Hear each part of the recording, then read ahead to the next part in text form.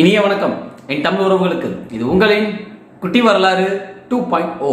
நாம இன்னைக்கு நம்மளோட நிகழ்ச்சியில பறவை காய்ச்சல் சைனாவில் புதுசாக ஒன்று ஸ்ப்ரெட் ஆகிருக்கு. நேற்று தான் ஒரு தகவல் இது. அதன் பிறகு கொரோனாவுடைய 3rd வேவ் ஸ்டார்ட் ஆயிடுச்சு. இந்த ரெண்டு விஷயத்தையும் தான் நாம இன்னைக்கு நம்மளுடைய குட்டி வரலாறு 2.0 பார்க்க போறோம்.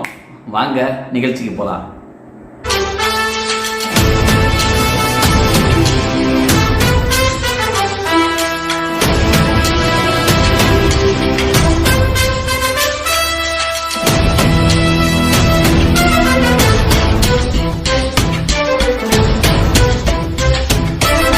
சைனாவில் நேற்று புதுசா H1N3 அப்படின்னு சொல்லி புதுசா ஒரு வைரஸ் வந்து பரவிட்டு இருக்கு. இந்த வைரஸ் பறவைகளுக்கு பரவிட்டு இருக்கிறதுனால இதை வந்து பறவை காய்ச்சலுக்கு உண்டான ஒரு வைரஸ் அப்படின்னு சொல்லி அனௌன்ஸ் பண்ணியிருக்கிறாங்க.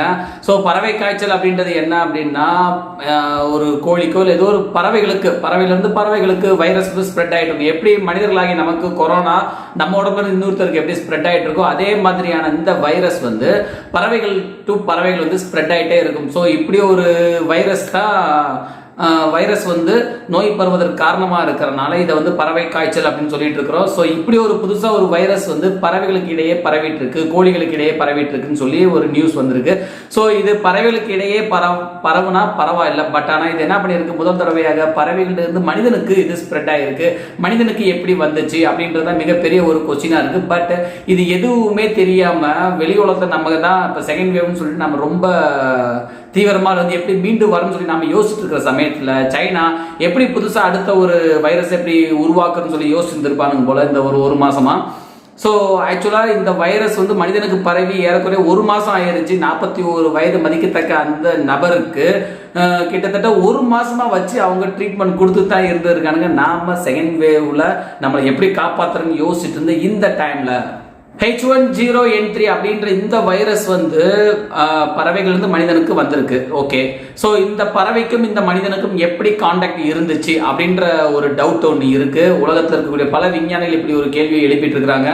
ஸோ இதுக்கு முன்னாடி பார்த்தோம் அப்படின்னா கொரோனா அப்படின்ற இந்த COVID-19 வந்து சைனாவில் இருக்கக்கூடிய லேப்ல இருந்து வந்துச்சா இல்லை அந்த வூஹான்ல இருக்கக்கூடிய அந்த வவ்வால் கிட்ட இருந்து பறவை வந்துச்சா, உணவு விடுதியிலிருந்து பறவை வந்துச்சா அப்படின்னு சொல்லி ஏகப்பட்ட கொஸ்டின்ஸ் இருக்கும் பொழுது இதை வந்து சைனா இப்ப என்ன சொல்றாங்க அப்படின்னா, இது வந்து பறவைகள் இருந்து மனிதனுக்கு வந்திருக்கு.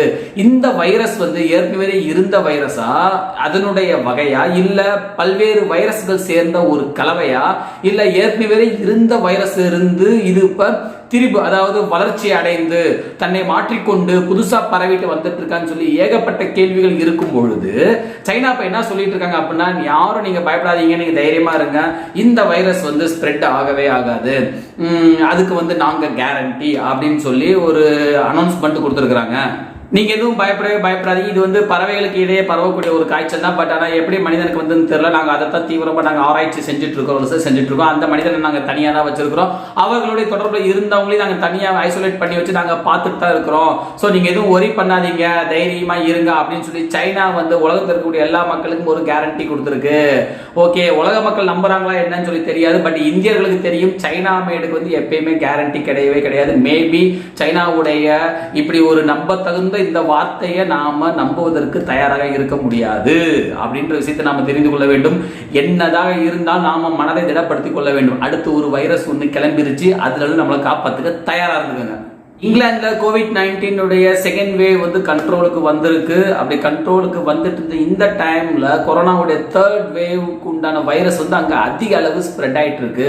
அதாவது B1617 அப்படின்ற இந்த திரிபுன்றது என்ன சொல்றாங்க அப்படின்னாக்கா, COVID-19 உடைய வேரியன்ட் அப்படின்னு சொல்லி இதுக்கு அதாவது உருவ மாற்றம் அடைஞ்சிருச்சு.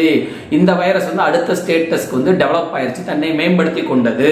சிம்பிளா சொன்னோம்னா அப்கிரேட் வெர்ஷன். ஓகேங்களா?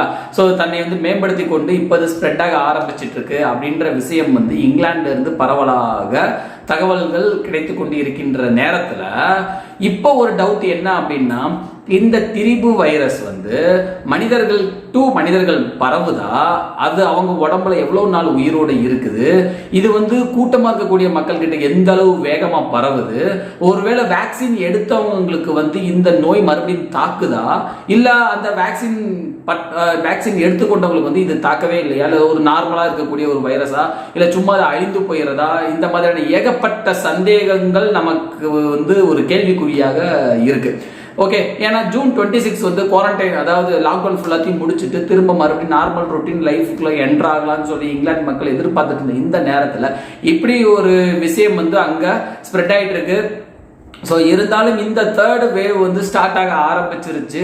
அதை வந்து எப்படி கண்ட்ரோலுக்கு கொண்டு வரணும், அதெல்லாம் கண்ட்ரோலுக்கு கொண்டு வரணும் அப்படின்னா ஏறக்குறைய இன்னும் ஒரு மாத காலமாவது இந்த லாக்டவுன் வந்து அப்படி நீடிக்கணும் அப்படின்னு சொல்லி இங்கிலாந்து வட்டாரத்தில் வந்து இது ஒரு பேச்சு பொருளாக அங்கே இருக்கக்கூடிய நியூஸ்ல எல்லாமே இதுதான் ஒரு சிறப்பு தகவல்களாக வெளிவந்து கொண்டிருக்கின்றது.